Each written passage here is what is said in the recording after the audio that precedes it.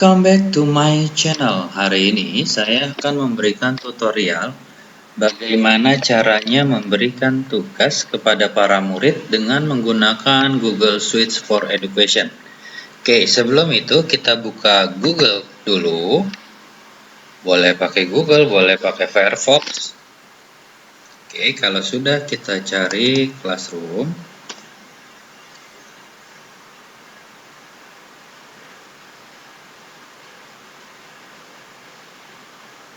Oke, kalau sudah kita, ini bukan, ini ganti akun.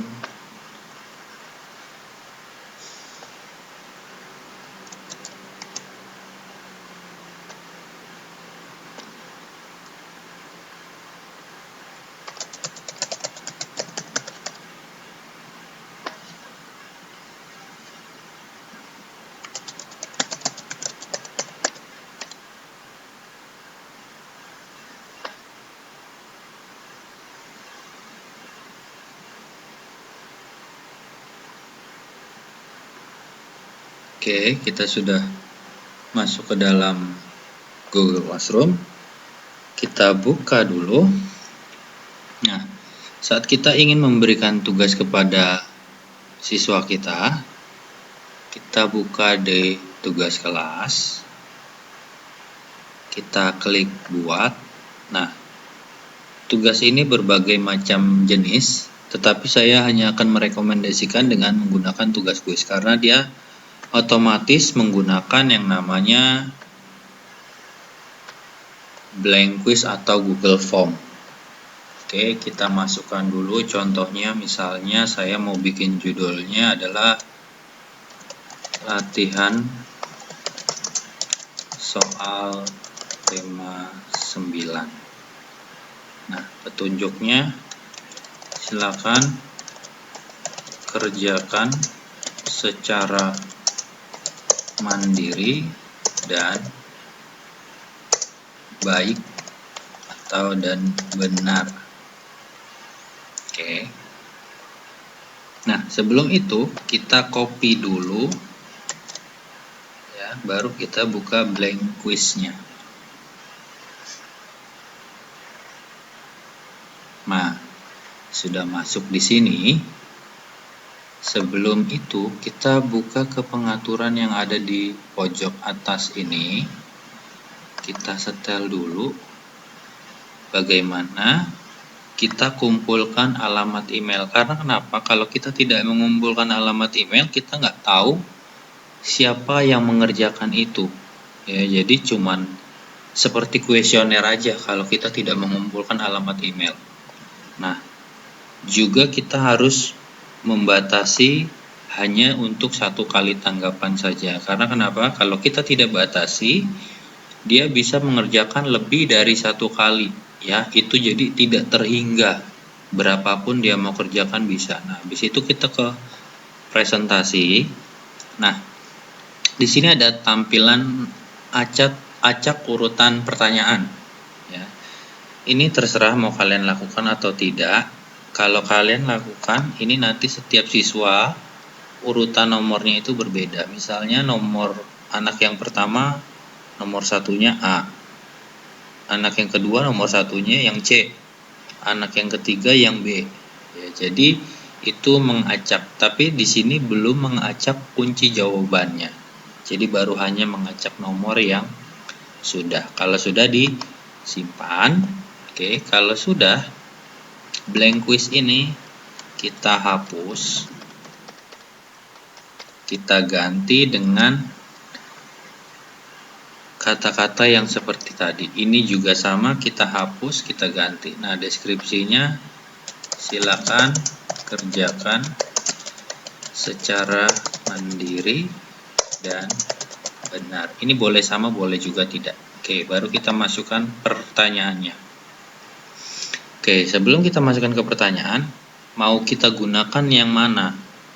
Kita mau pilih jawaban singkat menggunakan paragraf atau pilihan ganda atau kotak centang atau upload file. Ya.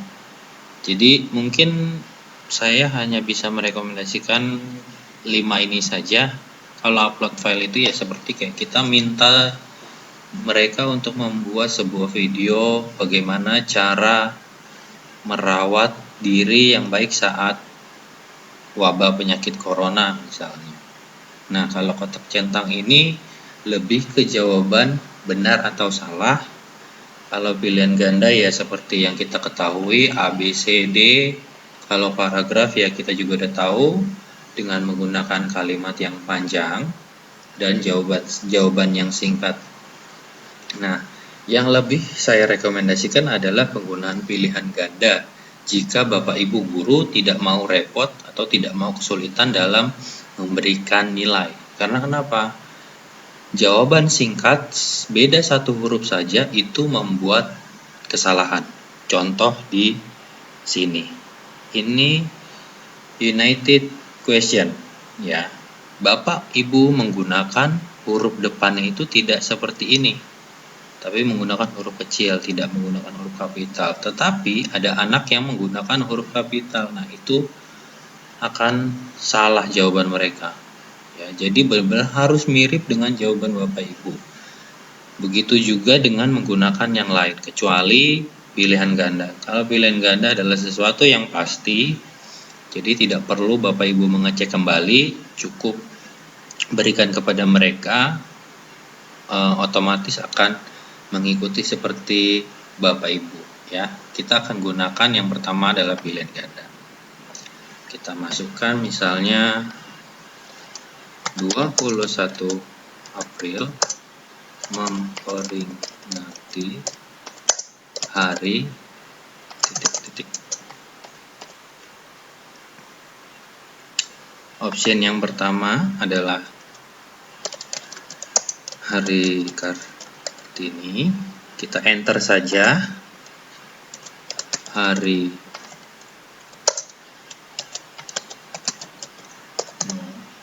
yang ketiga Hari Ibu, Hari Ayah. Ini hanyalah contoh, jadi jangan terlalu dipermasalahkan ya untuk jawaban-jawaban pilihannya. Nah, di sini ini ada titik 3, bisa Bapak Ibu klik. Ya, ini ada deskripsinya. Kalau misalkan dia sudah mengerjakan, nanti akan muncul buka berbagian berdasarkan jawaban. Jadi nanti akan dibuka semuanya dengan urutan jawaban. Nah, ini adalah acak opsional. Jadi di Bapak Ibu tampilannya seperti ini. Urutannya Hari Kartini, Soekarno, Hari Ibu, dan Hari Ayah. Nah, nanti di siswa itu juga akan mengacak seperti yang tadi saya bilang. Settingan nomornya itu berubah. Nah, untuk yang di sini ini hanyalah settingan untuk optionnya saja.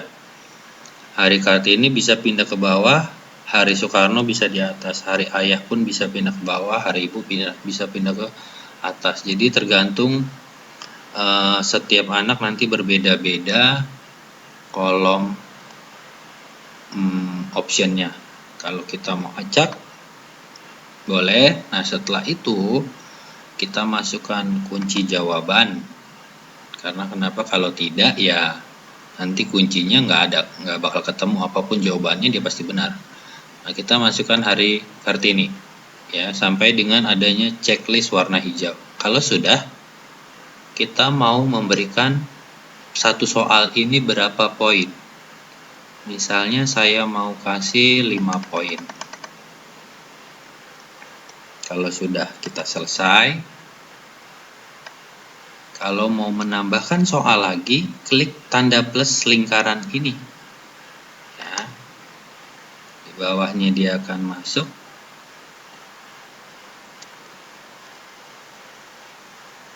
Kita bikin pertanyaan yang kedua. Apa makanan khas saat Lebaran?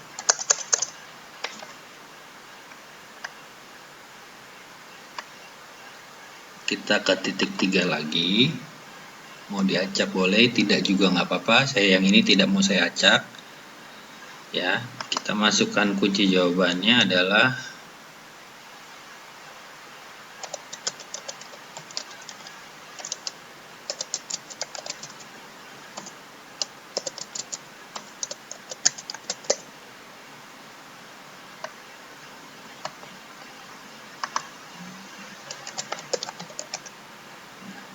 Kalau sudah, kita masukkan kunci jawabannya, jangan sampai lupa. Kalau sudah, kita kasih poinnya lagi, kita selesai. Ya. Nah, kolom yang wajib diisi, kalau kita berikan tanda seperti ini, ya, ini untuk mengingatkan siswa bahwa ada soal yang belum mereka jawab. Kalau untuk saya, untuk membuat pertanyaan lebih baik tidak usah. Karena kenapa? Itu tidak mengajarkan para siswa agar lebih teliti.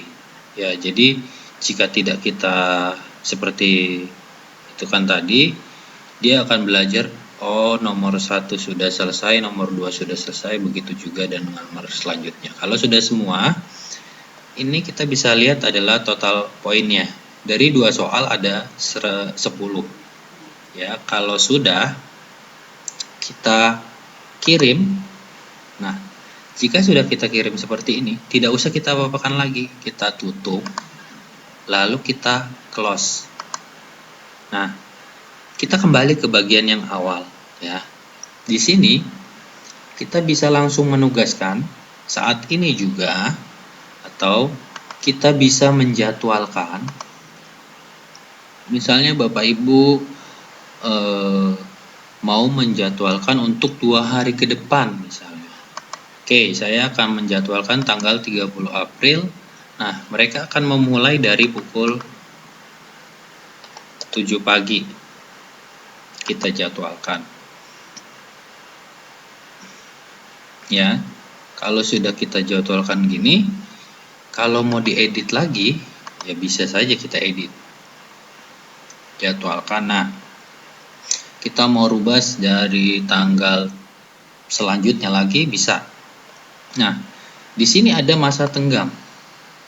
Masa tenggang adalah masa berakhirnya siswa mengerjakan. Masa tenggang ini tidak begitu mempengaruhi apapun, karena yang menilai adalah Bapak Ibu guru sendiri. Jadi kalau mau dimasukkan, ya, itu boleh pada saat itu juga, tapi waktu yang berbeda. Misalnya mau sampai, oh ya udah biarkan sampai sore saja, boleh. Atau Bapak Ibu mau bikin sampai hari besoknya aja deh, saya kasihan, boleh juga, tidak masalah. Ya, itu adalah bagaimana Bapak Ibu memanage kelasnya masing-masing. Kalau sudah selesai semua, silakan dijadwalkan kembali.